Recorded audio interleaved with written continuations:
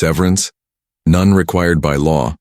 HR said it like she'd been rehearsing in the mirror. No emotion, just the thrill of getting it technically correct. 10 years, wiped clean with one line of legalese. My name's Clay Barrett, 41, senior procurement analyst. I'm the guy who keeps million-dollar deals from dying in red tape. I know which vendors lie, which invoices stall, and how to make federal acquisition clauses dance. They gave me a plaque once, misspelled my name. Before this, I spent 12 years in the Army. Infantry, 1 tour too many. Came back with a limp, a crushed disc, and a head full of shrapnel trivia. I don't talk about it. Mostly because no one really wants to hear it. I never asked for special treatment. Just did the work, showed up, read every line, saved them more than I made. But I guess there's no line for that on their exit forms. I just nodded, folded the paper once. Well, guess we're done here. There were 2 of them, HR and a junior legal rep with a badge clipped to a Patagonia vest. No eye contact, no thank you.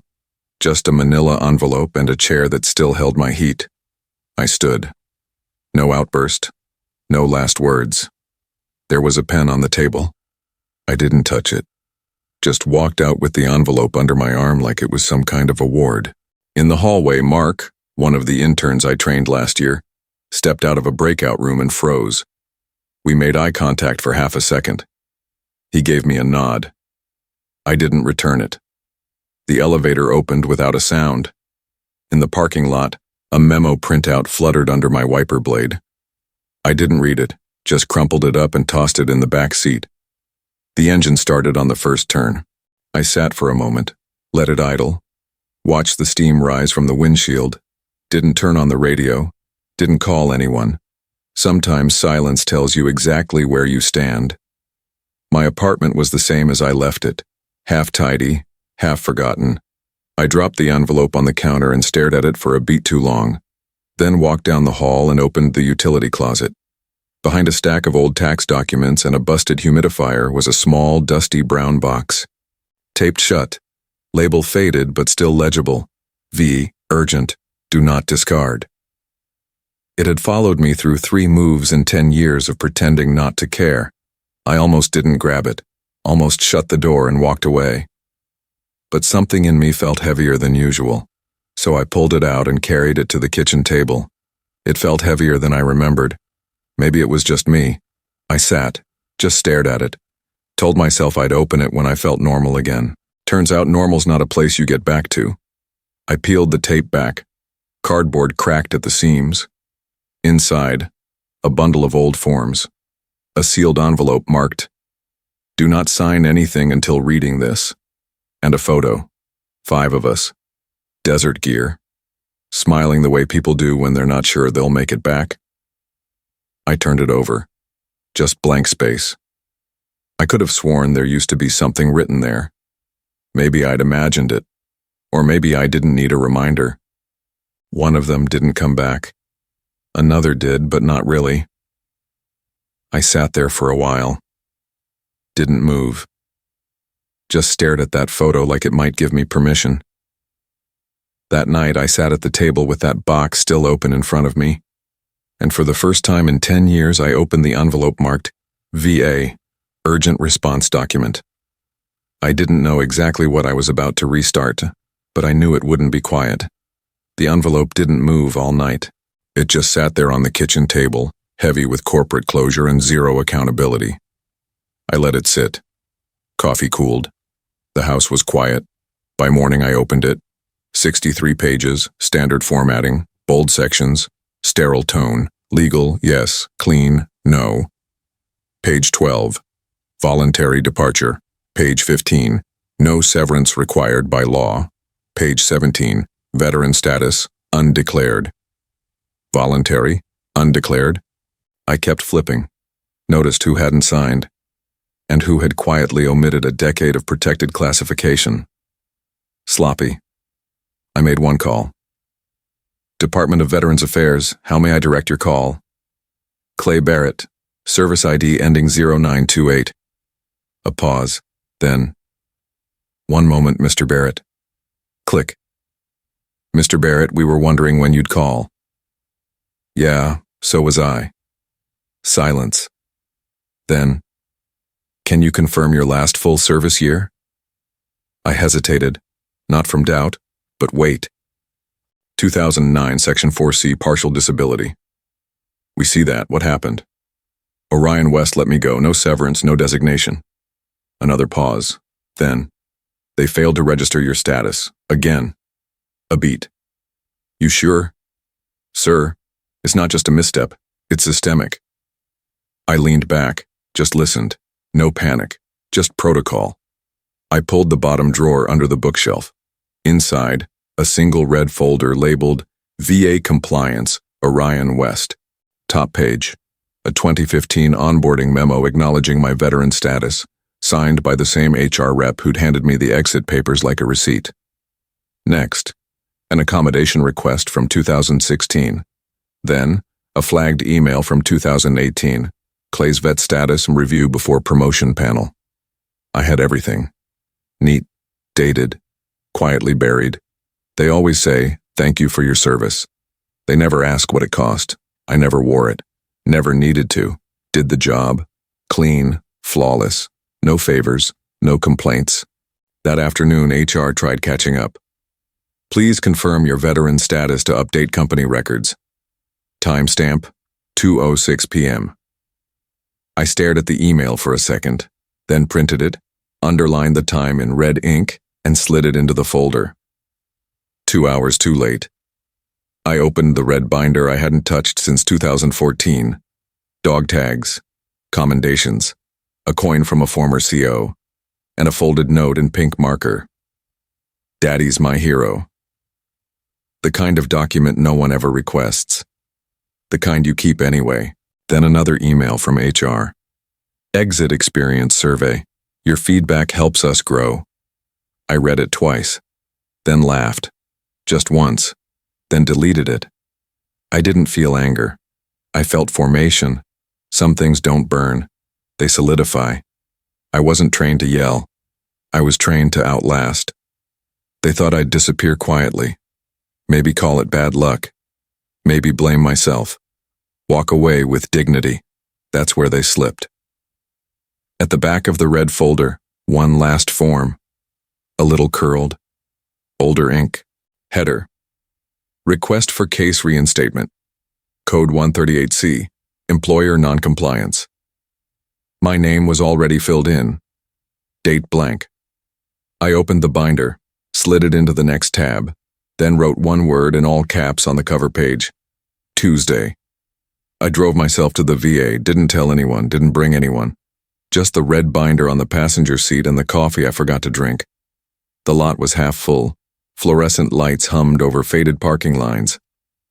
The front doors opened slow, like the place knew it wasn't built for speed.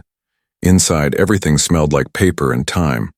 Old signs laminated 3 times over. Flags slightly yellowed around the edges. A bulletin board with job fair flyers from last year. I signed in.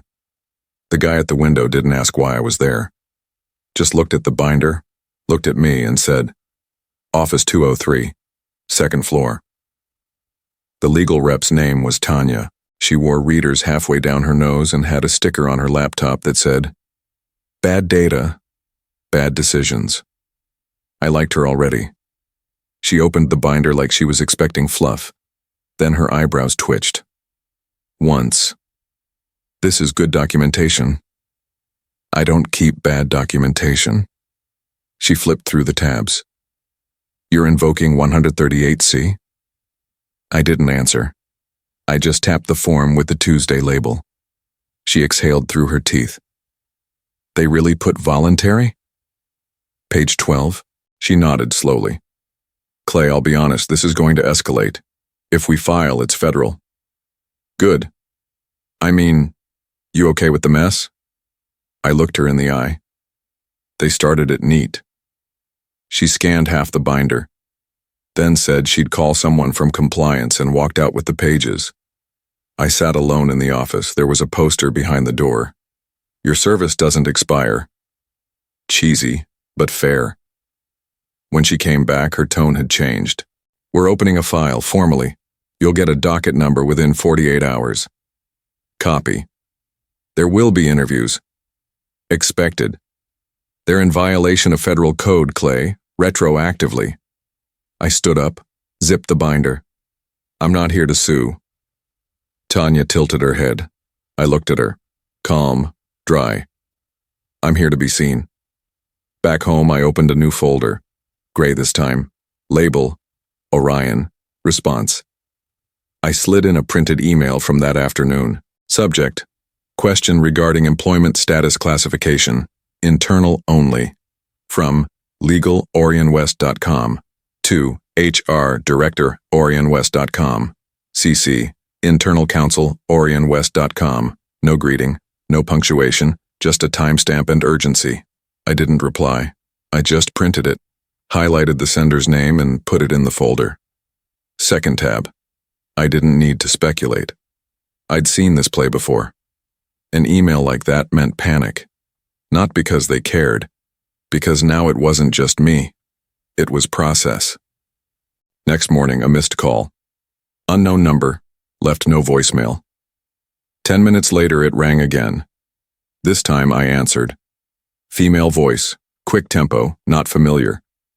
Mr. Barrett, this is Caroline Wells, Associate General Counsel with Orion West. We're hoping to clarify. I cut in. Tuesday. Excuse me? 9 a.m. My terms. Clay, can we please? Click. I printed that too. Email came 5 minutes later.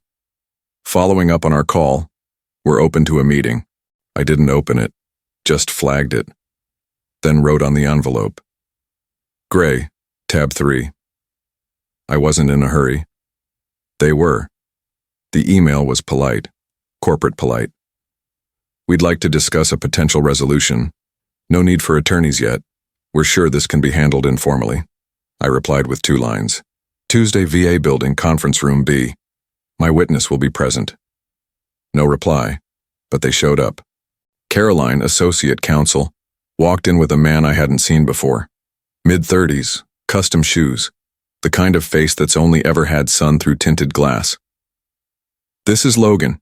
He's here on behalf of the executive team, she said. I nodded.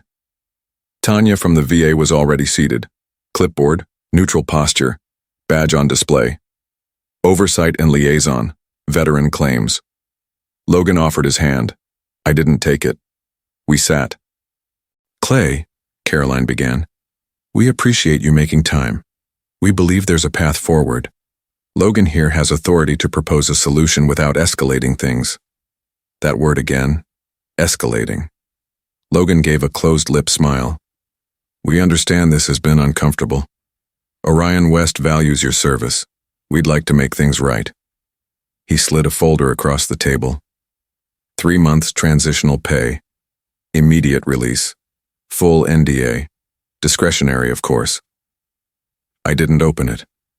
Tanya scribbled, discretionary, voluntary, no legal basis. I tapped my pen once. Section 6? Caroline nodded. I reached into my own folder, pulled out the memo, dated 2015. Subject, veteran status disclosure plus medical waiver, addressed to HR admin orionwest.com, VA stamped, signed, time stamped. Slid it forward, slow. 1 finger, no words. Tanya glanced at it. This confirms federal exemption status. Acknowledged. You received this in 2015? I nodded. Then by statute, Orion was obligated to retain and accommodate under Veteran Code 732B. Any deviation must be federally reported.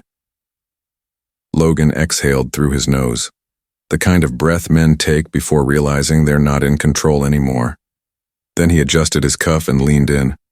We've heard things about your past before the discharge. I tilted my head. You sure you want to open that box? Caroline winced. Tanya didn't look up from her clipboard. Anything not related to current employment status or legal protections is irrelevant and dangerously close to retaliation. Silence. I stood and paced. 3 steps. No tension. You fired a disabled veteran with no severance, then tried to clean it up with a folder, and now you're reaching for a smear? Logan didn't answer, Just pressed the folder closer. Tanya closed her clipboard.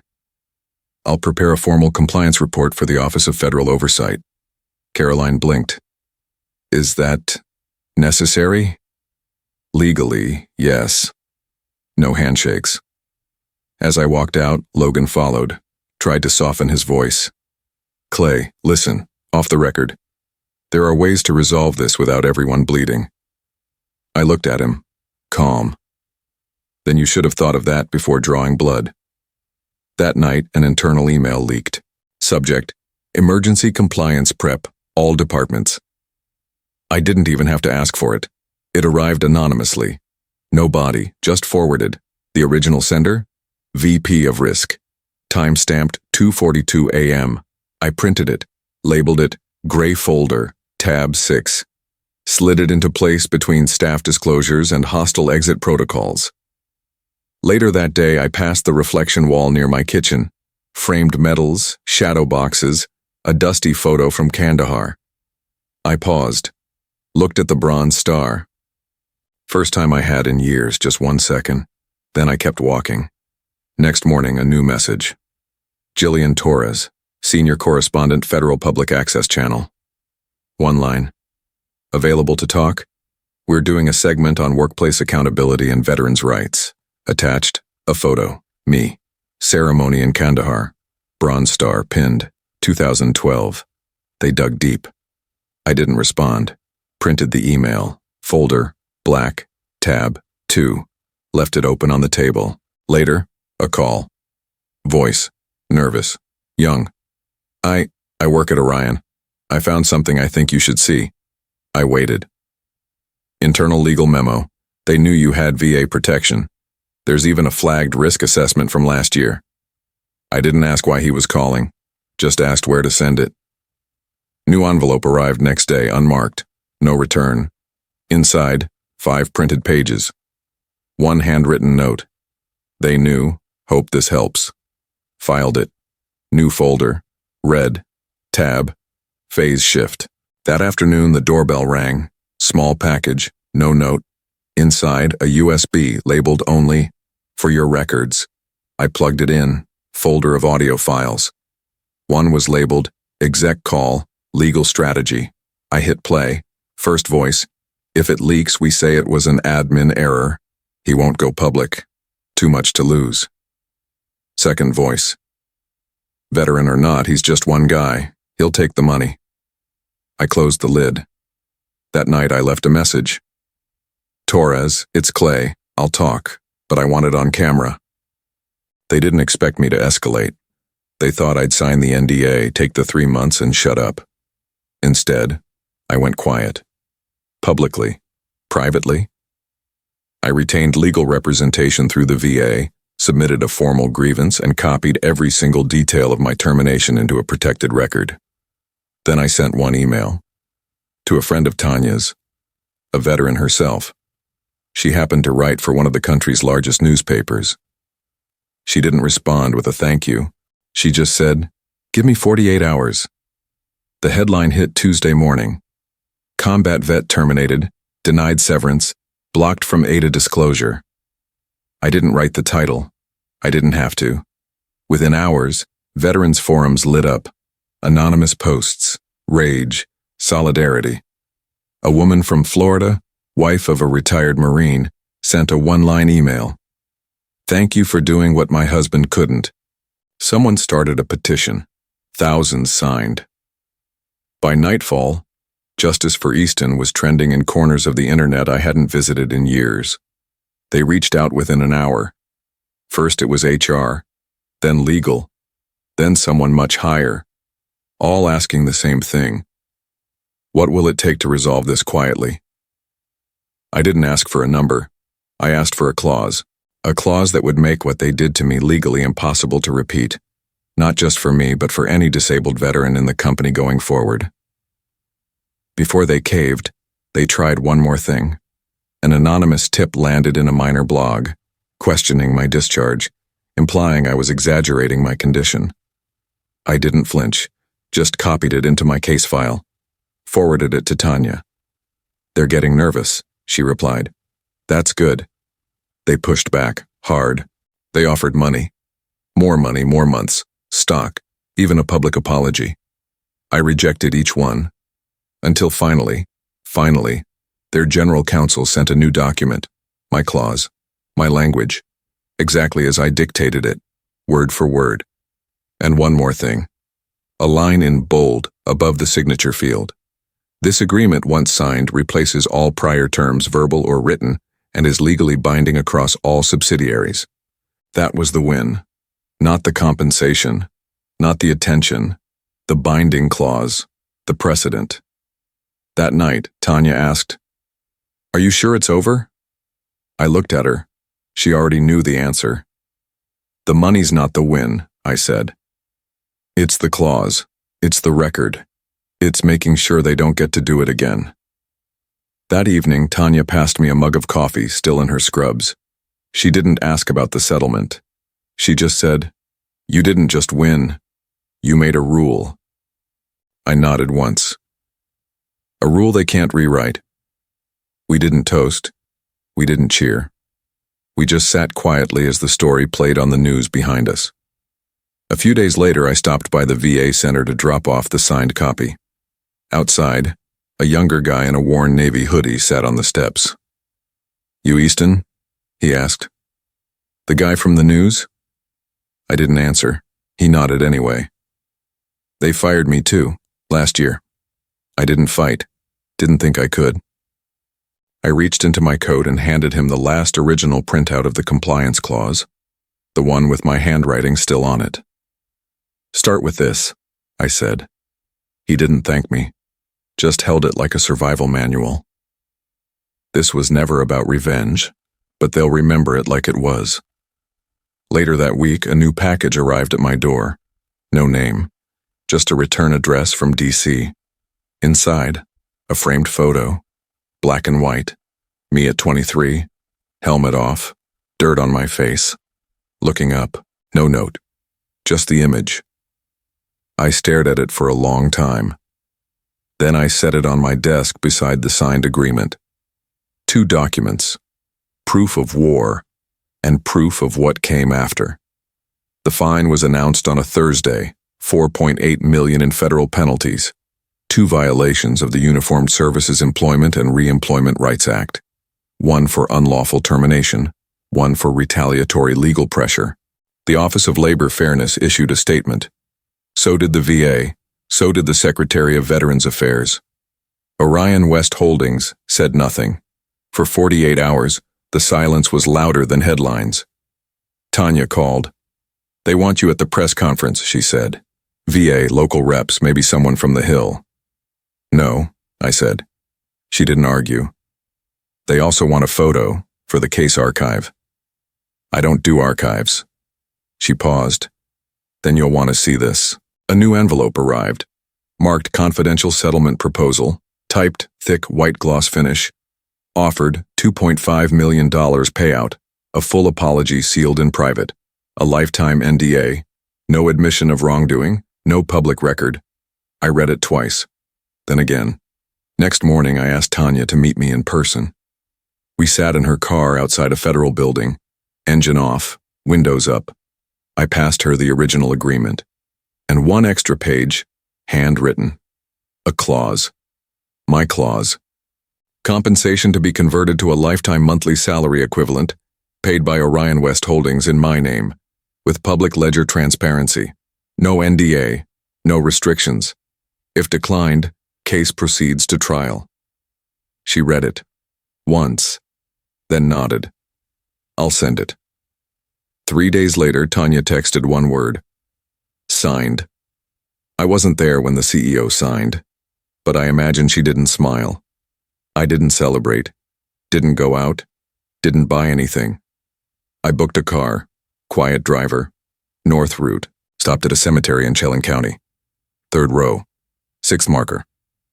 Richard Duke Morrow, USMC, Kaya, Maria Province. Snow on the edges of the stone. Someone had left a small flag. Faded. I crouched. No words at first. Then, "They thought I'd take the check and vanish. You'd have laughed." I pulled a card from my wallet. The one Tanya handed me weeks ago with the words, "You'll want to be sitting down." I slid it into the base of the stone, pinned it with the flag, got up, brushed the snow off my boots, walked back to the car, closed the door, didn't look back. The gentleman's revenge isn't loud, but it's always personal. If this felt personal, make it personal. Subscribe now, and don't miss tomorrow's story.